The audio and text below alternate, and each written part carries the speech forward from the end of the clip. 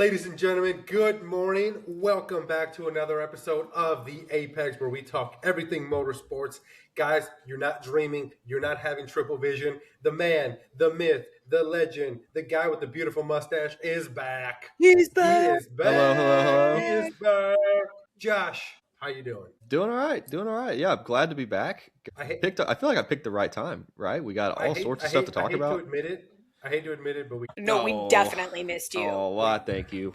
Yeah. And I had people messaging me like, "Where's Josh?" And I'm like, "I know we went off the tracks without you. There's no checks and balances without Josh." That's not good. There was no adult supervision. There was nobody to keep us in line. Well, we don't have. We those even had anymore. an episode where we drank heavily during an episode. We did. Damn. We drank a lot. We might have to do that It was one a again. Sunday fun day. I want was to a do Sunday a Sunday fun day. All right, I need to do the next Sunday fun day. We need to put that on the schedule. Yeah. I want to drink heavily. It was pretty great. My brother had to run downstairs to the liquor store to buy some more booze because I ran out. Nice. That is pro move right there. Hey, Josh is here, and the girl with the hat that looks a little too big for her tiny little head. Meredith, how are you today? I'm great. Sorry, they don't make my NASCAR vintage style hats in a child size. So, just rocking the big hat, and I love it. Just, You'll hit your girl NASCAR hat, NASCAR blanket. She's NASCAR'd out. Listen, we got Formula One, we got NASCAR, we got IndyCar. We're fully represented. We got all our bases covered.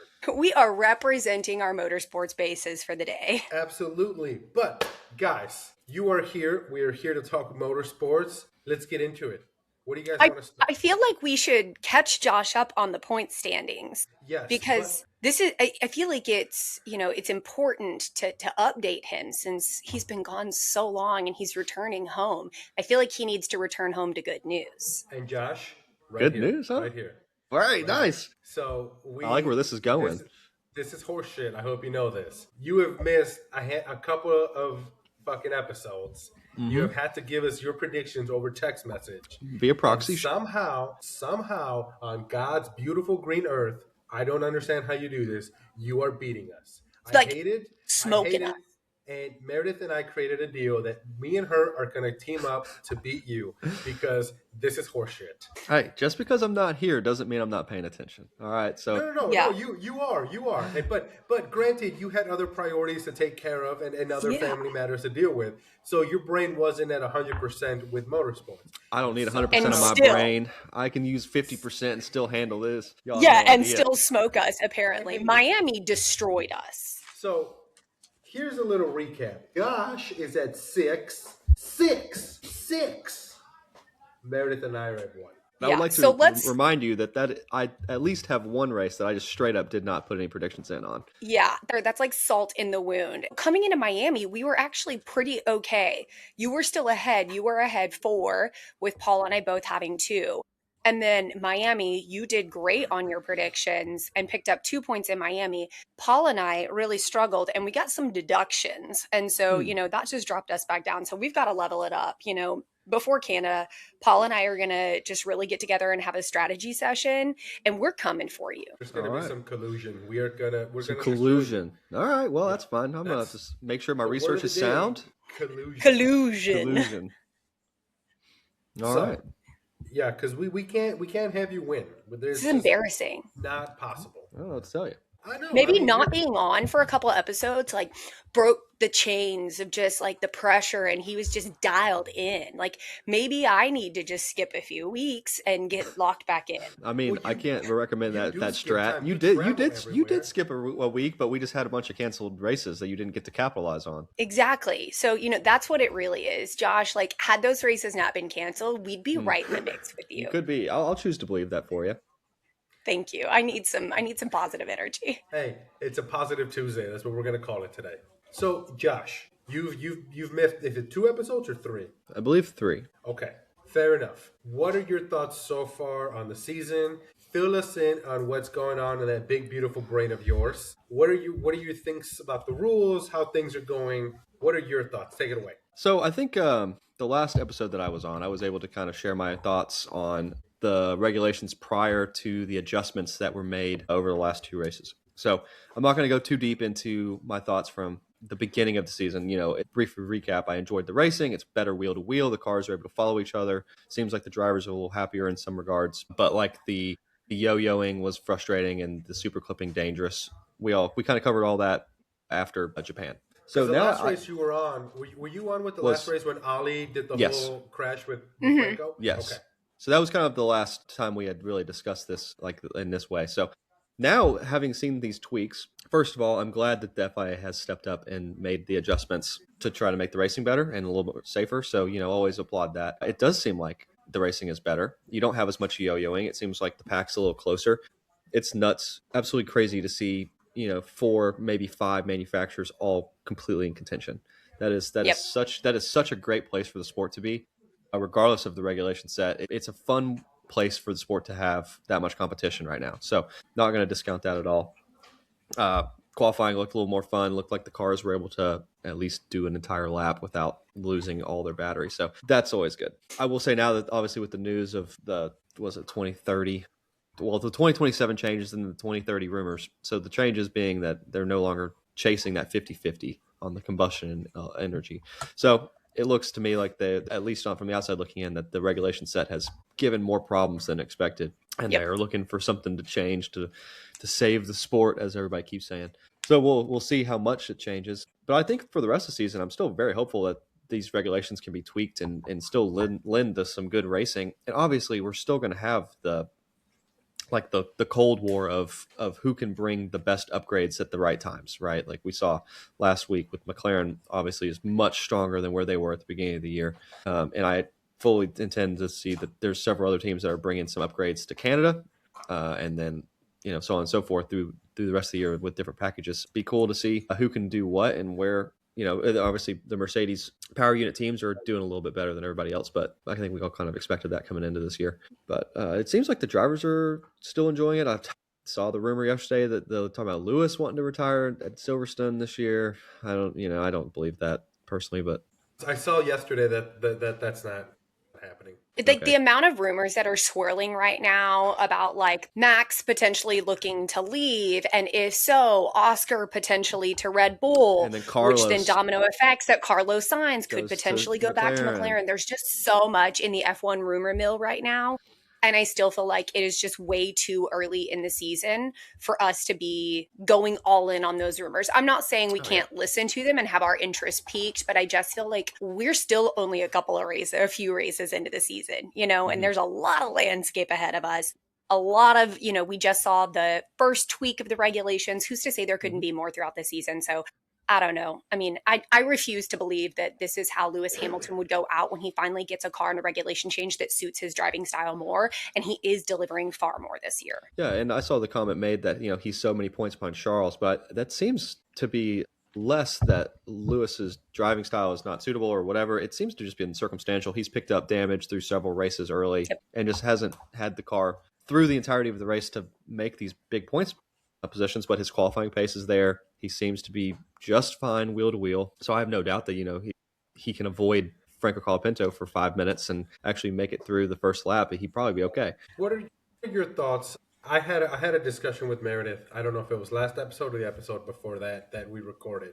To me, Formula One has become, I don't know if artificial is the word I want to use, but it's starting to become very confusing for the average consumer to understand. When you're talking about kilowatts and kilo this and all this crap, when they came out with the rule changes, I feel like I need an engineering degree just to kind of have an understanding of what's going on, as to where in other motorsport series, IndyCar or NASCAR or MotoGP, it's very standard to understand. What do you think Formula One is going to a place that it's becoming too complicated for the average consumer to understand? I'm going to give you the ambiguous yes and no, and then I'm going to follow it up with why I think that. So the series that you just named are all spec series aside from MotoGP, but it's much harder to get into that one. So like NASCAR, IndyCar, those are spec series, right? Just like F2. The regulation set is very structured. The teams cannot develop and do their own thing, and I think that's what makes Formula One so much more intricate inherently, right? Because each team is doing something completely different with their car, and the aerodynamics are different. And then obviously we've gone into this 50-50 split with the combustion versus electric, which is going to add a lot to it. But at the same time, we've seen this at WEC and IMSA and over the last several years in the hypercar category, where there's a lot more talk on energy and battery power and somewhat of a split between the two. So it's not Formula One on its own that's become confusing. I think for one, it's just the beginning of a regulation set that we have to get used to and, obviously get more engrossed in not only the terminology, but how it all actually works. Since we're not engineers, we have to wait for other people to create content that we can digest to learn a little bit, some of these regulations that we may not understand. But I will say that I do think it's partially become too far. We saw Lewis Hamilton literally this week say that he wishes that things would be a little bit more analog. He wants to go back to like a more manual gearbox with less electronic components. He's coming from more of like a driver's enjoyment perspective, where he wants to be able to feel like he's driving the car and not the computer assisting him in piloting. So this regulation is very inherently technical, more so than ones we've seen in the past. And I think honestly the sports kind of recognize that, and they're kind of dialing it back. And I think that's what we're seeing with these rumors talking about going to like back to a fully 100% combustion with the eco fuels in 2031 or 2030, whenever the next regulation cycle is. So I think the sport's seeing that and wants to kind of backpedal a little bit. But I don't think it's inherently out of touch for the average fan. I think you can still watch Formula One and not understand what's going on every race as far as the technical side, but still enjoy the racing and enjoy who the drivers are and who the teams are, because all that prestige is still there and the legacy is still there for the sport. So I think that you can be an average fan. I think it may be more difficult to be a fan like we are, like a super involved fan, because we want to know so much about the sport and we want to feel like we understand the cars, and that's really difficult to do without an engineering degree now. So it may be easier to be just an average fan at this point. I also think that when we're getting to the point of the season where we are, where we had such massive regulation changes, and then they're making such minor tweaks before Miami to those regulations, those minor adjustments are very detail oriented and very technical. And so I would fully anticipate that a person who has no engineering degree, no super technical background, I would inherently expect to not understand what those upgrades or changes mean. Like, I think that's the reality, is if they're making adjustments to regulations mid-season, the tweaks and adjustments that they're going to put out are something that teams and drivers would be able to understand, maybe not so much the everyday fan. And I think we shouldn't expect that they should make changes in a way that fans can digest. Now, like Josh said, there are tons of content creators, technical teams, like things like that can actually like break and digest those things down for us. And hell, there's AI for that. Like, hey, what do these changes mean for the overall energy and vibes of the racing? And I think it's okay. I think we as fans have to give ourselves the permission to step back this season a little bit more and maybe be less technically focused, since it is almost like a reset, and just really enjoy the racing for what it is, which is what we've been asking for, which is more wheel-to-wheel racing, more action on track, less about qualifying time setting the position they're going to finish in. So I think it's an opportunity for us as fans to go, you know what, I'm not the expert. Let me just go back to like enjoying it and watching a little bit more, and understand that over time, I'll understand a little bit more about what the regulation implications are for me as the viewer. And we have these regulations for the next few years, so it's something that we're going to have to start getting used to. And I feel like right as we get used to it, get the hang of them, they're going to switch them around. So I think that's just the ever-growing involvement of this sport, and with Formula One trying to be the pinnacle of motorsports. So it's just a big learning curve. No doubt. I'm learning vocabulary I never thought I would. Oh yeah, and like Meredith said, like these minute changes, right? Like I consider myself at least to be somewhat like present in like watching the technical side of this stuff, like whether I understand it or not. Yeah, we rely on you for that. I still like the two of us. I do not have any engineering or mechanical background, but I still want to research this stuff and try to understand it. And so like looking at these like minute changes to qualifying battery percentages and outputs, it's hard to look at that and see like how that's going to develop into like race pace or qualifying pace, or like you said, the enjoyability of a lap. But then you look at Miami and you see like I was very, very concerned about the super clipping on that very long back straight, right? I thought it's at the very end of the lap. There's not a whole lot of time to recharge before it. So I was wondering how much super clipping would affect towards the end of that straight. Well, it didn't seem to have as much of an effect as we had seen in some other tracks. So obviously these minute changes had a pretty decent effect. It's just, I guess, without that background, it's very difficult to see how the changing regulation set translates into performance in the car. That's the disconnect, I think. Impossible to figure out without like an AI assistant of some kind to try to break it down. I'd like to have AI watch a race with me and break it down. Yeah, that'd be ChatGPT. neat. Yes. Josh, in a previous life or in the next life, you probably worked for a Formula One team. I just want you to know that. That'd be cool, man. I'll take it. That'd be a really neat way to spend my time. I'd travel the world and do really cool maths that make no sense to my little head now. Absolutely. Hey, I'd probably just be the guy. I'll be the guy that just like puts tire blankets on the tires. That'd be my role. They wouldn't let me do anything. I just want to be the vibes coach, like in the garage. Let me bring the vibes. I can do that. Like I can get the playlists ready. I can make sure everybody has their beverages. I can make sure everything's clean. Like just really setting the vibes for the days. I feel like I would do good at that. Vibes coach, Meredith Ward's official vibes coach. Vibes coach.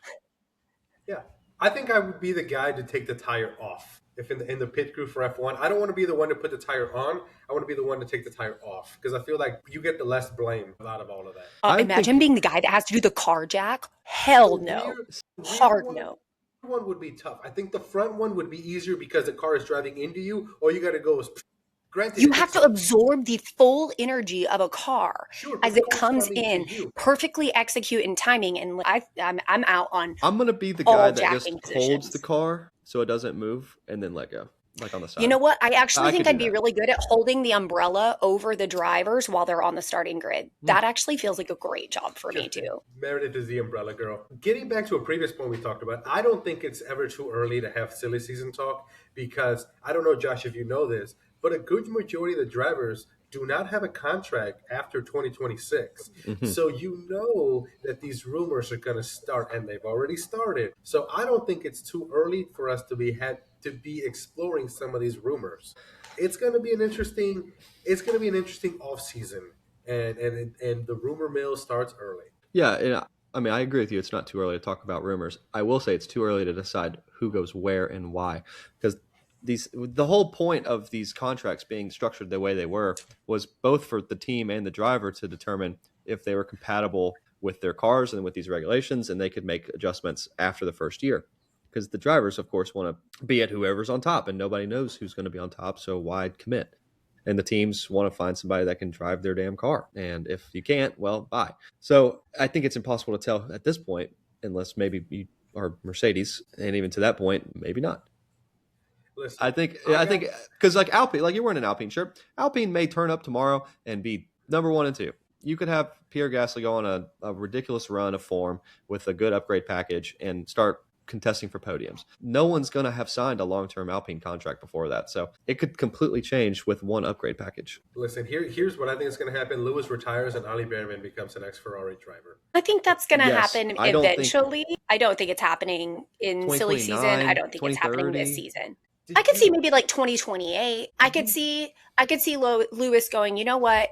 Let me give it this year. It's new regulation. And let me give it the second year and see how I feel.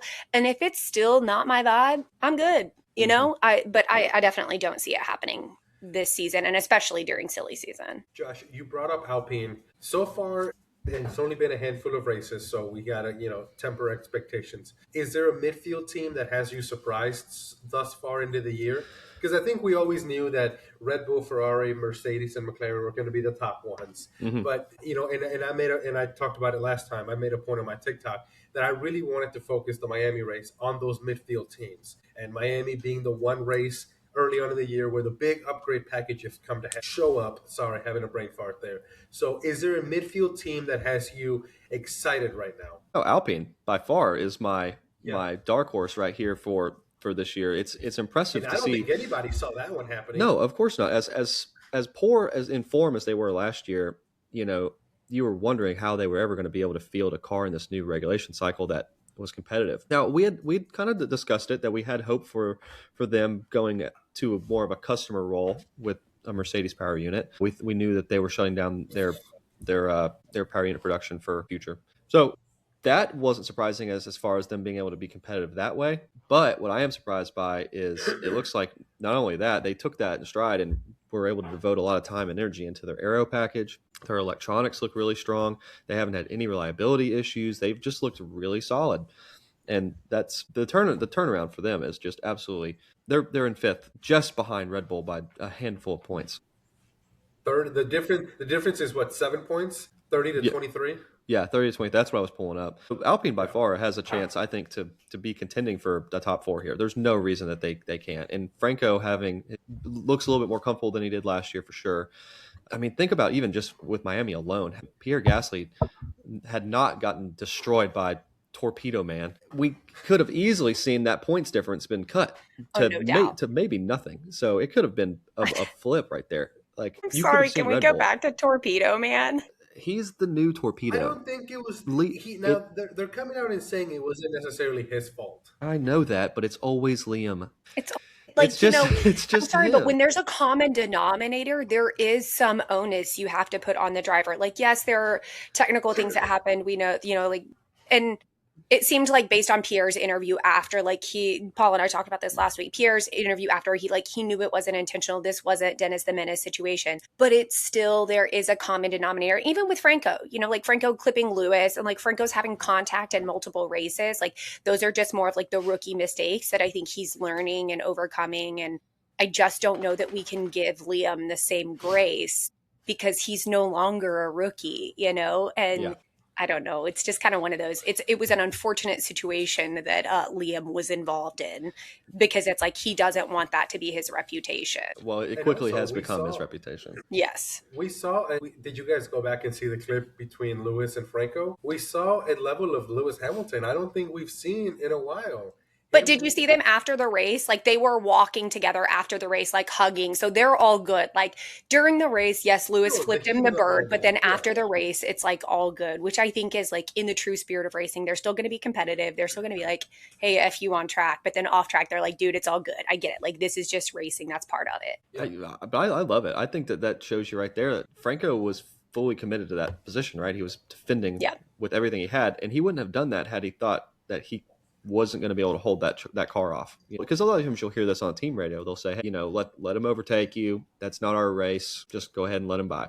There's no point in trying to defend and burning up your tires. But they obviously thought that they had a chance of keeping him behind, either with the damage he had after the fact or whatever. Yeah. Anyway, but Alpine's done very well. Teams that I'm shocked by. I mean, Williams is going to be very high on that list of teams I'm shocked by. I was surprised to see the double points finish there, especially with them having a boulder of a car. Sure, but they've got 5 points. After this whole time we've sat here and listened to the James Vowles just every week. 2026, we've been focusing on the new regulation set. We blah blah blah, and it doesn't seem to have really come to fruition. There's rumors. It's just such a bummer after last season's story for them. It's like, come on, Williams. And it seems show like up to Canada with upgrades. Is Carlos not happy? All the rumors that seem to be swirling stem from this idea that Carlos is looking for anywhere else to go. There's rumors that his dad's in conversation with Audi. It's just, where are we at? It's like, if Williams is it this dire this early, or they just had an unfortunate run and they're about to be fine? Are they bringing upgrades to Canada? Is that what you said? Is that what projected? I hope so. I'm praying because I think we can all agree that the Formula One world is a better place when Williams is on the up and up. Oh, yeah. I think the three of us can agree on that 100%. And I think it's also been a tough year, right? Because there's been such a gap in races that, yes, the simulator can help, but it doesn't really give you real consistency week in and week out. So you don't really know how well these upgrades are going to go because now we got to wait 2 weeks for Canada.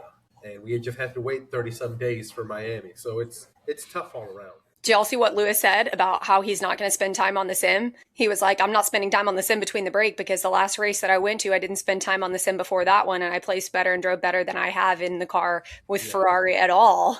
So he was like, so no, I'm not spending a ton of time on the sim before Canada. I'm like, I respect it. I mean, I feel like once you get to the point where you understand, like, I think for him, it was a lot of like understanding the controls and like the procedures, and he had to do a lot of memorization and time on the sim for that. But now I feel like he's got a handle on that. Yeah. He doesn't have to commit as much to those kind of sessions. Maybe he does want to get back to his roots of just being able to drive by feel. Yeah. Onwards and upwards, Lewis. As we kind of start wrapping up F1, because there's really not much to discuss because we got a little break before Canada. Sorry, I got a text and it threw me off.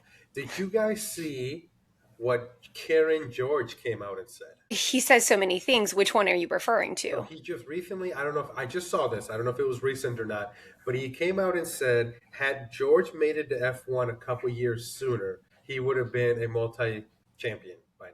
Yeah, I did see that. It said if George would have entered like 5 seasons earlier, 2 seasons earlier, I did see that. I don't agree. I don't agree I with don't it either. either. I just wanted to get you guys' thoughts on it because I five don't years agree. before that was Lewis Lewis. and Max and the Yeah, battle, and then I'm it was, sorry, George. You think that you could compete with the likes of Lewis and Max of 2020, 2021? and then the I just, dominance that I was Red personally Bull. don't see it. I just don't see it. Mm-mm. I'm not I saying don't he's either. not a great driver, and this season he's been incredible. It's got to be really hard for him to be in the position he's in where he finally feels like he's earned that top dog spot at Mercedes. And then you've got Kimi that's coming in and just owning it right now. Like, that does not discredit George and how good of a driver he is. I just don't necessarily know that I agree with the statement that had he entered Formula One in a different time era, I just don't see it. I don't think that would have made the difference for him in a world championship title fight. How much of this do you think is getting to George that he was supposed to be the number one this year and it's Kimmy running away with it? Do you think it's now a mind game that's messing with George? Absolutely. Oh yeah. It's absolutely perfect. It's absolutely affecting his mental performance. I mean, like last year, we saw him build so much resilience and really step into that leadership role, gain his confidence. He didn't send it into the wall of his own accord a single time. I think it is very clear that it's affecting his performance right now. And it is hard to watch though, because it was finally, I mean, like y'all know me, I was all on the George Russell winning the WDC. I was all aboard the bandwagon. So it is a little hard to watch because it is very, very clear that it's affecting him. But remember, we saw this movie last year, right? The story can change in a blink of an eye. And Yes. George 100%. has the consistency, the maturity. Well, I think he has the maturity. You may disagree, Paul, but I think he's got the maturity, and I think he's got the experience that can bring him through an entire season. Where I mean, Kimmy could falter here. He's only driven some of these circuits one time. It's difficult to see him being as consistent throughout some of these races, but we'll see. I don't disagree with you to a certain point, but I think he needs to focus less on what others do and more on what he does, because it seems Easier said than done. Yeah, I agree. I agree with you completely. I understood, and we've talked about it. You know, when Josh and I just had this podcast by ourselves, and then with Meredith coming in, a lot of it is just skill, but a lot of it's also what's in between the ears, right? The mental game. We talked about this with Lando, and could he get over the hump? It seems like with George, a lot of his team radio is, look what he's doing. Look what he's doing. Why is he doing this? And it's tough, right? It's that battle, and it's that self doubt that always creeps in. But if he can just get over that hurdle, he's a talented driver. I'm not a huge George Russell guy. He kind of annoys me, but I got to give credit where credit is due, right? Yeah. He is a great driver. He belongs in Formula One, and he's there for a reason, and he's at a top team for a reason. So hopefully he can deal with those demons within and be the driver that everybody knows and thinks he can be. I agree. I mean, and it's kind of one of those things where there's so much image to George Russell. Like let's talk about, like, he is a really great PR package. He came up from Williams to Mercedes. Him and Toto and Susie are super tight. Outside of race weekends, he's traveling with Toto and Susie to go like do stuff. He models. He's, you know, Tommy Hilfiger. He's Marriott. Like, there is so much PR tied to George Russell. And I think that's, you know, that's a huge part of sponsorship and careers and drivers. But like, if we also didn't acknowledge how much that also affects a driver's performance, because there's so much pressure, more than just your driving performance, there's all the PR around it. And I think that all of those things eventually just start weighing in on you. And I think we saw something very similar with Lando 2 seasons ago. Lando no wins. He's the worst starter on the grid, you know, all this stuff. And we saw Lando be able to overcome some of those things, build that mental fortitude. So I hope that George does the same thing. Like, he is an incredible driver. I hope he Like I would love it if like Lando and George would sit down and have coffee and Lando talk about what he did 2 seasons ago to really develop that mental strength to kind of be able to shut out some of that noise. It's impossible to shut out all of it. But I do think if George could really just dial in and figure out what his strategies are to just focus a little bit more and quiet that other noise, I do think we could really see him lock in and deliver. And I mean, he's still very much in title contention. So like Josh said, anything can change in one race weekend. Kimmy could fall apart, just like we saw Oscar fall apart last season. So who knows? And right now, Kimmy is at 100 points and George is at 80. So one race, one win can completely change things around. So, hey, don't forget, George has that skincare line with his girlfriend. News to me. That's with George? I thought that was Carmen's. Did you guys not watch the Drive to Survive series? I told you I hadn't finished it. I have not finished it either. Episode 1, he's in the mirror putting on some sort of cream, and him and his girlfriend are starting a skincare routine. I thought that was just Carmen's and that George was supporting it. So we need to fact check that, because if it's just Carmen, credit due where credit's due. I think Carmen would launch it. Oh, and there was another point I wanted to bring up on Franco. Risky to start a business with your girlfriend, if we're being honest. Hey, listen. Once she's a wife, totally different ballgame. Is it though? Yes. I don't know. I ain't starting a business with somebody I ain't married to. That's fair. But I'm glad that Franco's doing well. Sorry, changing the subject. I just thought of Drive to Survive. And that episode where whatever his name is, Darth Vader is yelling at him in his office. Did you guys watch that episode? No.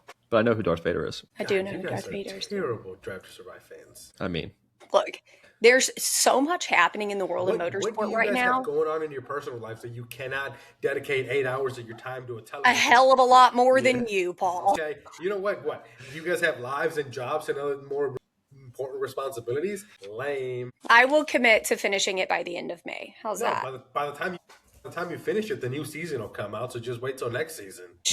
Reasonable. That is fair. So any other last final F1 thoughts before we move on? Yeah, I want to get your opinion on a two-part to this. Number one, what's with the people saying that Kimmy's terrible wheel to wheel? Is he actually wheel to wheel, or is he just a little young and kind of bargy? And then two, is anybody saying that he doesn't deserve to be in Mercedes, or he should have been in Williams first or whatever? I think that the gamble's paying off. Clearly, I just think he's just kind of young and a little maybe a reckless. He doesn't quite have the finesse that some of the older drivers do, and that's what they're talking about. But I wanted to get y'all's opinion on those comments on the radio. I think the gamble was worth. I think Toto's gamble was worth the investment in Kimi. I think we've seen that he deserves to be in that top seat. Now, here's my train of thought. Would it be a good idea to have a young driver start off on a lower tier team and kind of get used to the tracks before they bump up to a top team? Sure, right? Because especially Kimi going into that seat that was held by, let's call it what it is, a fucking legend. It's a lot. What were you like at 18? What was anybody like at 18? There's no way in hell I could have handled that. And that kid has been done amazing. Would he have done? Would his career have gone well had he started at Williams for a couple years and then moved up to Mercedes? Sure. But the fact that you took a gamble and it was successful, hell, good for Toto for believing in him. And a lot of it just, to me, it's just the young, I don't want to say immature, but that young driver trying to get everything figured out, because he still hasn't figured out how to take off from the line at the start of a race. He's just won 3 in a row. I just don't always think that the answer is starting them in a more junior team to build their skill. Like if it's a regulation, like I think Toto's timing was perfect. Mm-hmm. Now, if we were in the middle of regulation cycle, maybe not, but it was a level playing field, coming into this season. And so I think giving him the opportunity to do, I think Toto's timing was perfect with it. And I actually don't know that if Kimi would have started with a more mid or backfield team, that I actually don't know that his career would have had the same trajectory, because you put amazing drivers in shitbox cars and they're not going to have amazing results all the time. And so I think the consistency of the car that Mercedes is able to provide to Kimi is just incredible. I think he's learning the ropes of it. I don't know. I mean, getting to be in Miami last year and watching him take his first pole, that was really my first opportunity to see what he is capable of. And I think that if he had not been in a Mercedes, and he had been in a mid or backfield team, I don't know that we would be seeing these kind of results. And I actually think that that can really harm the development of a driver mentally, and just with the comfortability of the car. So I don't know. There's not an ounce of me that questions Toto's decision. And I think he made the right move. And I think the timing of it, bringing him in almost what we could consider a throwaway season, because it's the cycle before regulation changes.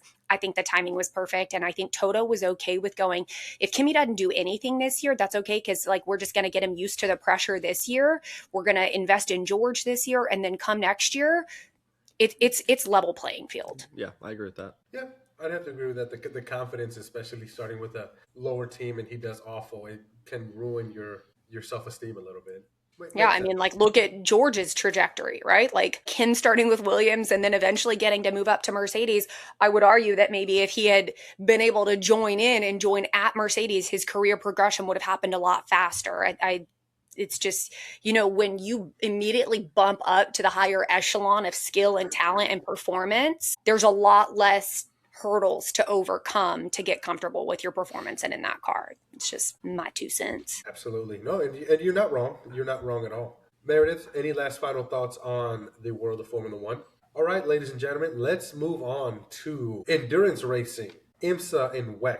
Anything new in that world? Well, I figured that with Josh coming back, we would let him. I'm not sure if you've been able to watch any of the endurance racing of IMSA or WEC or anything, but I figured with Josh coming back, let's let him nerd out about anything that he's watched. I watched 6 hours of Spa, not all of it, but I watched WEC this last weekend and some of it, and have tuned into some IMSA and stuff. But would love to hear your thoughts, Josh. Yeah, so I watched all of the last IMSA race, and I have not yet been able to sit down and watch the last WEC race. So that's my plan for this week. So fortunately, I don't have much to discuss on the WEC front, other than I saw some of the spoilers. Sad for the 51 to get knocked out in a multi-class incident. That sucks. I hate that. Violently. I know, violently. Violently. On just a stupid move, right? And that's one of those things. That's a car that's a championship contender at the end of the year, and you hate. I know Antonio Giovinazzi was pissed. I know, and every reason to be. How you getting taken out by a lower class car?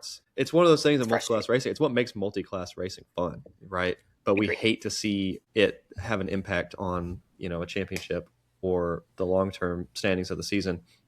So that's unfortunate. Saw the Valkyrie looked good. The 009 got knocked out. The other the Valkyrie 007 looked great. The other Valkyrie that went into the wall. I'm not going to lie. Dirty. I felt a dirty physical pain watching that. I'm like, oh, the money. Yeah, I saw that, and that's just a dirty. I mean, it's an impatient overtake, sure. But you have to leave. In Fernando's voice, you have to leave the space all the time. You have to leave the space. So that's your Spanish accent. I love it. No, it's terrible. That was really bad. I wasn't going to say anything. But it's ridiculous. That's how your race ends, by somebody pushing you off track. Very clearly, that was going to be overtaken easily. So that sucks. But for being the second year that they've raced in the series, it's pretty good for them. At least something is going right for the green team from England, not going well. And super cool for BMW Motorsport to get their first one too. That was awesome. And obviously it's really cool. One of the things I love about endurance racing is seeing drivers that maybe I knew from Formula One. So seeing K-Mag get a podium is super exciting, coming in second in their team. I thought it was really cool for BMW Motorsport. Plus their car is I love that BMW Motorsport hypercar. I think it is sick. It looks great. But it looks like there's a lot of competitive of teams basically in the front of the hypercar. So I'm looking forward to, obviously we have the 24 of Le Mans coming up this next month, so that's... I cannot believe it's already Le Mans here. Up next. I know. It's wild that we're already back to Le Mans. Isn't it Spa this weekend? No, Spa was this last weekend. Spa was this last weekend. Got it. Is that the one Max raced in? No. Yep. He did not race in it. No. He doesn't race in No, but Nürburgring is sold out. First time ever, 24 hours of Nürburgring ever sold out. So that's pretty cool. I was thinking about. Yeah. I think the endurance racing has just gotten really spicy this season. Yeah. It's going to be fun to watch. And then so I did watch all of the last IMSA race. So that was great fun. I did enjoy it. Laguna Seca is such a good track to watch. Laguna Seca is amazing. It's a great track to watch. I'm that being my first IndyCar race, really set the bar for IndyCar in general. But that track is just insane. That corkscrew with endurance racing. So good. Multi-class going into the corkscrew is so cool. It's just Yeah. What's happening? I think that track too, being kind of in the desert, right, and like it has open sight lines a lot of places, which gives it really good television viewability. I think I'd noticed that Yeah. for sure. So that was a fun race to watch. Obviously, not much in the way of hefty contact or any race stoppages. We only had the one flag that came out that kind of reset the order, but a fun race to watch nonetheless. Who ended up winning? I love the Shank Racing won yeah. that one. Meyer Shank won at the and then Lauren Hendrick signed a contract with the big team after that. So I think they were a little impressed. Yeah. I Rightfully loved the liveries for the Apple throwbacks stuff. Yes. All the throwbacks Yeah, were you good, sent us but those, and I was like, those are loved, dope. I thought those were those were very cool. I'm also learning that there are different terms in different racing series of like, like F1 endurance, they call it liveries. NASCAR, they call it like paint schemes and wraps. And so I'm like, I'm learning that I can't just use liveries across all the racing series, even though it's the one thing my brain wants to go to. Yeah, same here. But hey, we are a little strapped for time, so let's speed this bad boy up a little bit. Christian Lundgaard wins at the Sancio Grand Prix, whatever you want to call it, at IMS for IndyCar. Good for him. Mick Schumacher had a pretty decent showing. I think he finished 11th with a broken wrist. He had that little incident with Santino Ferrucci, but hey, incidents happen. Great job. Great job on that. Listen, we're ramping up. I think it's the best time of year for motorsports because in 2 weeks we got the Indy 500, which is a stellar race. I can't wait for it. I don't know what my boy Pato needs to do. If he needs to go burn some sage, go do something, but he needs to turn this around. He acknowledged that he needs to do that. He's like, I don't know what I need to do, burn some sage, take a bath. Like his post was really funny about it. But funny. I did see that. My power just went out. And whoa, Meredith just disappeared on us. Look at that. Anyway, I saw that post from Pato. It was pretty funny. Yeah. So, man, what happened to Meredith there? But yeah, so that's a problem right there. Did you see the text? She just lost power in Texas. Well, the awful power grid that is the state of Texas. Usually that's a Memphis problem. Usually, but lately we have not had as many power outages. I'm gonna say, knock years. on wood. I have not had any issues. No. In the world of NASCAR, they were at Watkins Glen this weekend, which is a road course, one of the handful that NASCAR has. Shane Van Gisberg, he won again. He's the only one that's good at these tracks. I don't know. He has won 6 of the last 7 races. This dude is on a tear. Listen, when you got to throw left and right turns in NASCAR, they kind of lose it a little bit. So this European ran away with it. So I'm glad things are back to winning ways for him. He definitely is doing amazing, and his celebration is freaking kick-ass. He kicks a rugby ball to the fans. You can't beat that. That's a pretty kick-ass celebration. But that's it, right? There's nothing else in the world.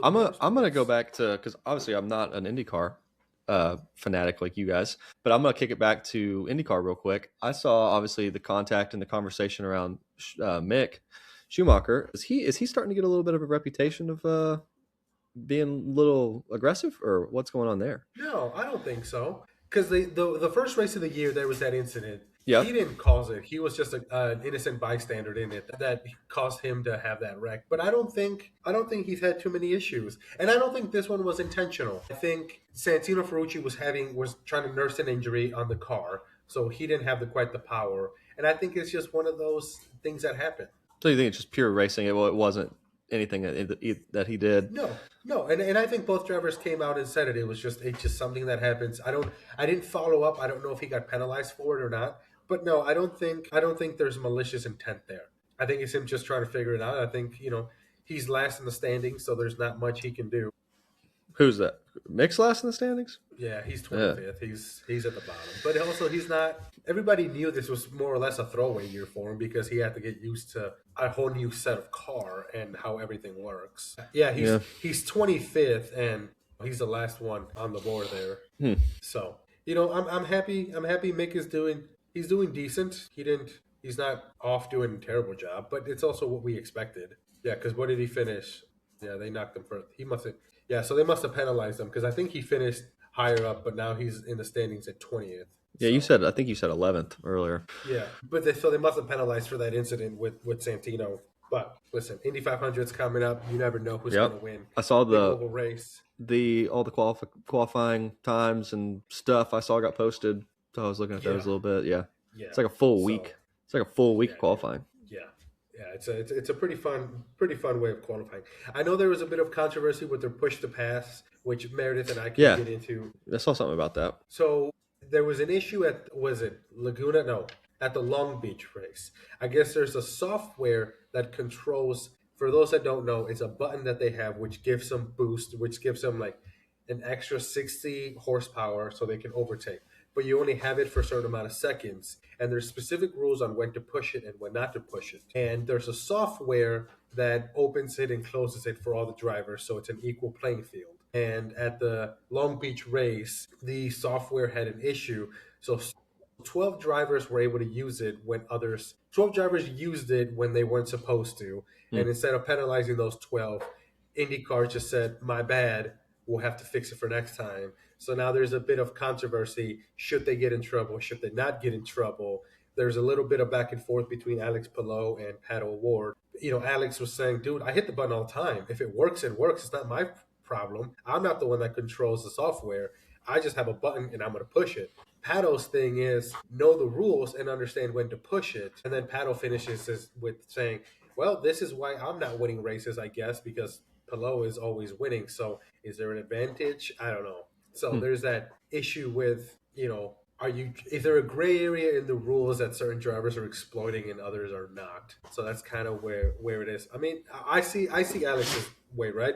If I have a button, I'm going to push it and see if it works. Yeah, no, I'm with you on that, but I also think I think the responsibility with a spec series, kind of like we were talking about earlier, the responsibility seems like it should lie on the organizer of the racing, if that's their deal, and the responsibility should be on them. If the driver hits the button and it works, it works. If it doesn't, that's not the driver's fault, unless there's an issue with the car or the team somehow had a play in it. But you shouldn't penalize certain drivers because other cars didn't work properly. I don't think that's necessarily fair. But I also wouldn't blame that on why I'm not winning a race either, though. I think it was just more of a laughing matter of, you know, Arrow McLaren team has other issues at hand. So I don't think Pato would be winning as much as Palou was anyway. So it was just a laughing matter. But Alex is right, though. You have to hit a button. If the button is there, I would hit it to see if it works. And if it works, great. And if it doesn't, oh well. So yeah, I don't know what to tell you. Yeah, I mean, I get it. It's like, you know, you have to know the rules too. But if there's a safeguard in place to where it's not going to work unless it's supposed to, then what's the harm in hitting the button? It keeps it keeps like some sense of routine. It's one less thing to think about while you're driving the car at 100, 200 miles an hour, you know? Yeah. So with that, I think that kind of wraps it up for the day. Meredith lost power, so hopefully in Houston they get some power back. I think she said somebody might have hit a pole, so. Yeah, well, that's too bad. I'm going to enjoy my air conditioning and my lights. You know what? On behalf of Meredith, I'm going to go back here and just flip on my light switch numerous times. In solidarity, I may turn off my lamp. I don't know what I'll do. We'll see. Yeah, I'm going to crank down my AC and make it real cold in here. Yeah. All right, well, I guess that's if I can't rub it in your face a little bit, that I have power and you don't. Yeah, because I would expect the same thing if I lost it. Absolutely.